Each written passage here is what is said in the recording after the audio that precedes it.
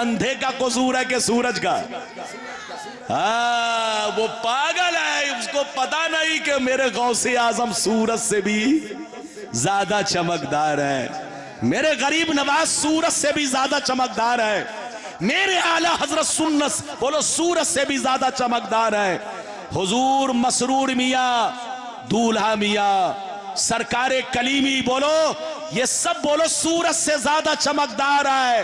اب اندھا اگر اس چمک کو نہ دیکھے تو اس سے کہیے آپریشن کراؤ، کیا کراؤ؟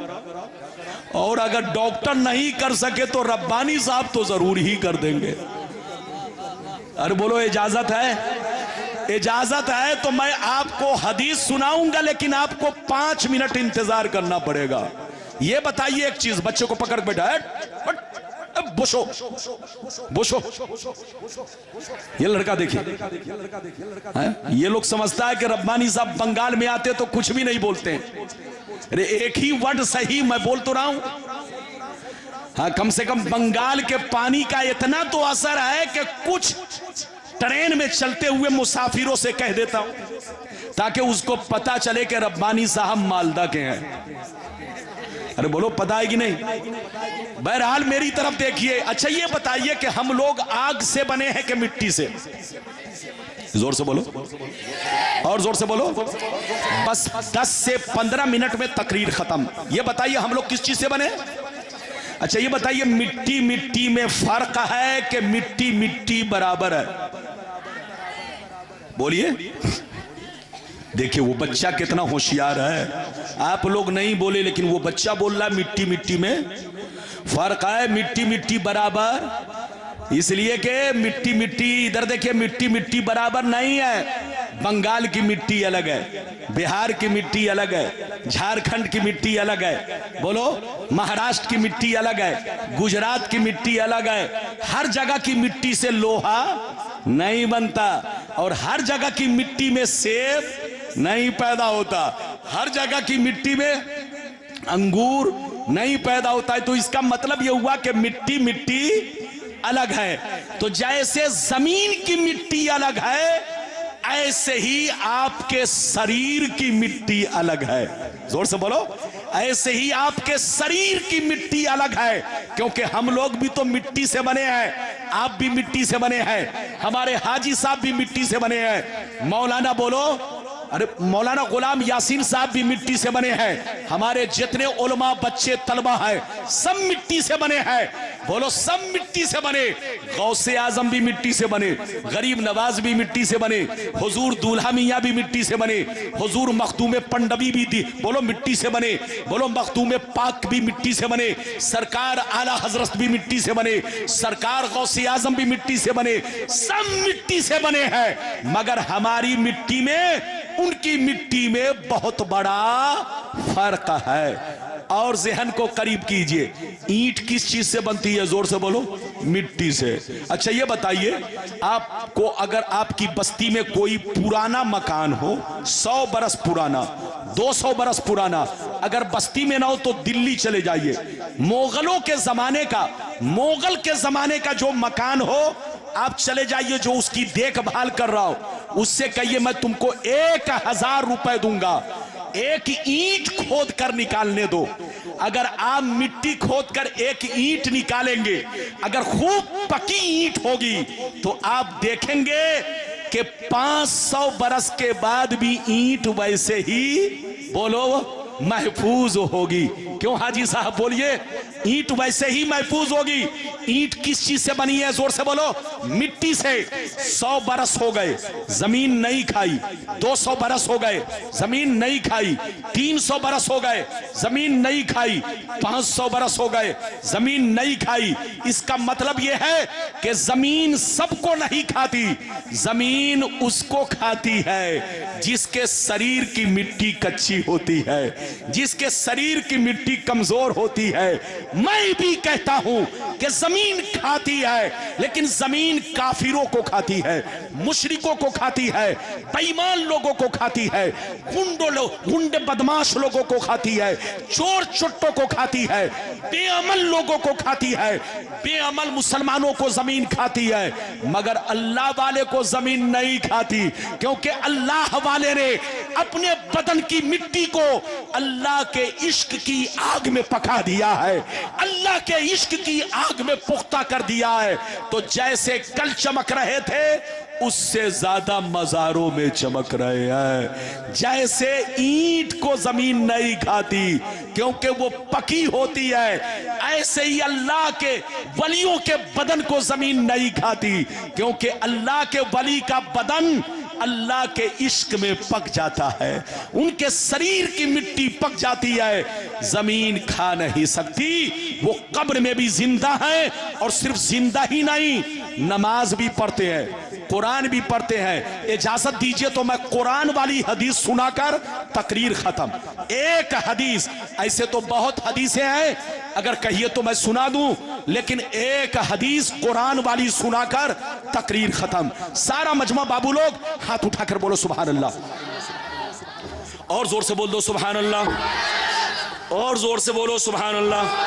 ماشاءاللہ غور سے سنو, ادھر دیکھو, ترمذی شریف جلد ثانی باب فضائل القرآن صفحہ نمبر 117, ان ابن عباس رضی اللہ تعالی عنہ قال ضرب بعض اصحاب النبی صلی اللہ علیہ وسلم خباءه على قبر وهو لا يحسب انه قبر ففيه انسان يقرأ سورة الملك حتى ختمها فات النبي صلی اللہ علیہ وسلم فقال یا رسول اللہ ضربت خبائی على قبر وانا لا احسب انه قبر ففيه انسان يقرأ سورة الملك حتى ختمها فقال عليه السلام هي المانية المنجية تنجيه من عذاب القبر. زور سے بول تو سبحان اللہ. آپ اجازت دیں گے تو ایک دو حدیث اور بھی سنا سکتا ہوں, لیکن میں ڈر رہا ہوں کہ میں تو تھک گیا ہوں, لیکن آپ بھی لگتا ہے تھک گئے. زور سے بولو. اچھا یہ بتائیے, ابھی جو میں نے آپ کو حدیث سنائی کس کتاب کی؟ بولو, ابھی کس کتاب کی حدیث سنائی؟ اللہ. ارے بولو, ابھی کس کتاب کی حدیث سنائی؟ دیکھیے کوئی نہیں بول رہا, اس کا مطلب یہ ہے کہ سب بریانی کھانے میں لگے. ارے بولو, میں نے ترمذی شریف جلد نمبر 2 پیج نمبر 117 جس سے 24 لوگوں کو ہے خطرہ. ادھر دیکھیے, میں نے جو آپ کو حدیث سنائی, ادھر دیکھیے, منہ مانگا انعام ان سے کہیے کہ توبہ کرو, توبہ, حدیث تو پڑھو بے پاگل, اندھے کیوں بنے ہو. ادھر دیکھیے, میں نے جو آپ کو حدیث سنائی مطلب سنیے. غلام یاسین صاحب اب موبائل کو بہت اتر دکھن کر رہے ہیں, یہ دیکھ رہے ہیں, ہم لوگوں کا موبائل 11 بجے کے بعد بند ہو جاتا ہے, لیکن شاعروں کا موبائل رات بھر چالو رہتا ہے. اب نہ جانے ان کا فون کہاں کہاں سے آتا, اللہ ہی جانے. اس لیے موبائل کو اتر دکھن مت گھمائیے, چپ چاپ سے رہنے دیجئے, ہے کہ نہیں. میں نے جو آپ کو حدیث سنائی مطلب سنیے. عبداللہ بن عباس کہتے ہیں کہ بعض صحابہ جہاد کے موقع سے باہر تشریف لے گئے. کہاں تشریف لے گئے, زور سے بولو. جب وہاں پہنچے تو اپنا اپنا خیمہ لگانے لگے, اپنی اپنی جگی بنانے لگے, اپنی اپنی جھوپڑی بنانے لگے.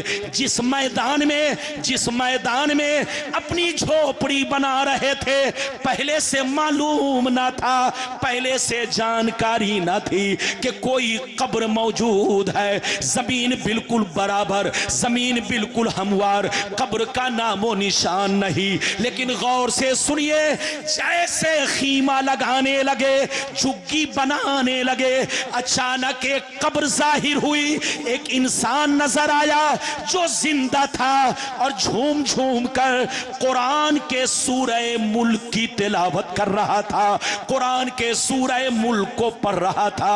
اتنا سننا تھا، صحابہ ڈر کے مارے دوڑتے ہوئے نبی کی بارگاہ میں پہنچے، نبی سے کہنے لگے، اے اللہ کے نبی، آج تک ایسا واقعہ میں نے نہیں دیکھا، زمین بالکل برابر، زمین بالکل ہموار، قبر کا نام و نشان نہیں، لیکن جیسے خیمہ لگانے لگے، جھگی بنانے لگے، اچانک ایک قبر ظاہر ہوئی، اس میں ایک انسان نظر آیا جو زندہ تھا اور جھوم جھوم کر قرآن کے سورہ ملک کی تلاوت کر رہا تھا، سورہ ملک کو پڑھ رہا تھا۔ اتنا سننا تھا، پیغمبر نے ارشاد فرمایا، ہے یلمانیت المنجیت تنجیہ من عذاب القبر۔ او صحابہ، قرآن پاک میں سورہ ملک ایک ایسی سورہ ہے کہ جو بندہ ہمیشہ پڑھا کرے گا عذاب قبر سے محفوظ رہے گا۔ کتنے لوگوں نے حدیث سن لیا؟ ہاتھ اٹھا کر بولو سبحان اللہ، اور زور سے بولو۔ ادھر دیکھیے، ابھی آپ نے جو حدیث سنی، قبر میں انہوں نے کس کو دیکھا؟ جلدی بولو۔ ایک آدمی کو دیکھا، ایک ایسے انسان کو دیکھا کہ وہ جھوم جھوم کر کیا پڑھ رہا تھا؟ زور سے بولو۔ قرآن کے سورہ ملک کی تلاوت کر رہا تھا۔ کیا پڑھ رہا تھا؟ زور سے بولو۔ قرآن کے سورہ ملک کی تلاوت کر رہا تھا۔ نبی نے فرمایا، صحابی، قرآن پاک میں سورہ ملک وہ سورہ ہے کہ جو بندہ ہمیشہ پڑھے گا عذاب قبر سے محفوظ رہے گا۔ اس حدیث سے دو باتیں معلوم ہوئی۔ ایک بات تو یہ معلوم ہوئی کہ اللہ والے سڑتے گلتے نہیں ہیں، زندہ رہ کر قبر میں قرآن بھی پڑھتے ہیں۔ دوسری بات یہ معلوم ہوئی کہ عام مسلمان اگر ہر 24 گھنٹے میں ایک مرتبہ سورہ ملک پڑھے، کیا پڑھے؟ ایک بار 24 گھنٹے میں سورہ ملک کی تلاوت کرے تو نبی فرماتے ہیں قبر کے عذاب سے محفوظ رہے گا۔ اے سنیو، اس حدیث سے دو باتیں معلوم ہوئی، دونوں پر عمل کرو۔ سورہ ملک کی عادت بناؤ تاکہ عذاب قبر سے بچو، اور اللہ کے ولیوں سے محبت کرو، کیونکہ تم ان کو نہیں دیکھ رہے ہو مگر وہ تمہیں دیکھ رہے ہیں۔ تم ان کی نہیں سن رہے ہو لیکن وہ تمہاری سن رہے ہیں۔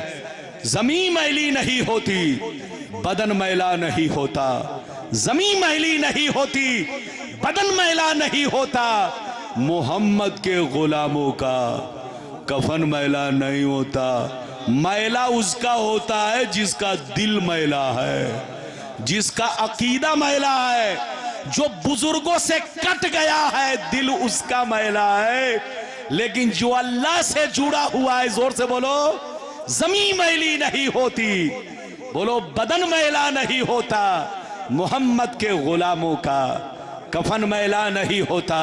تو زندہ ہے واللہ، تو زندہ ہے واللہ، میری چشم عالم سے چھپ جانے والے۔ ہمارا ایمان ہے، سنیوں کا ایمان ہے کہ میرے آقا علیہ السلام اپنی قبر انور میں اسی سری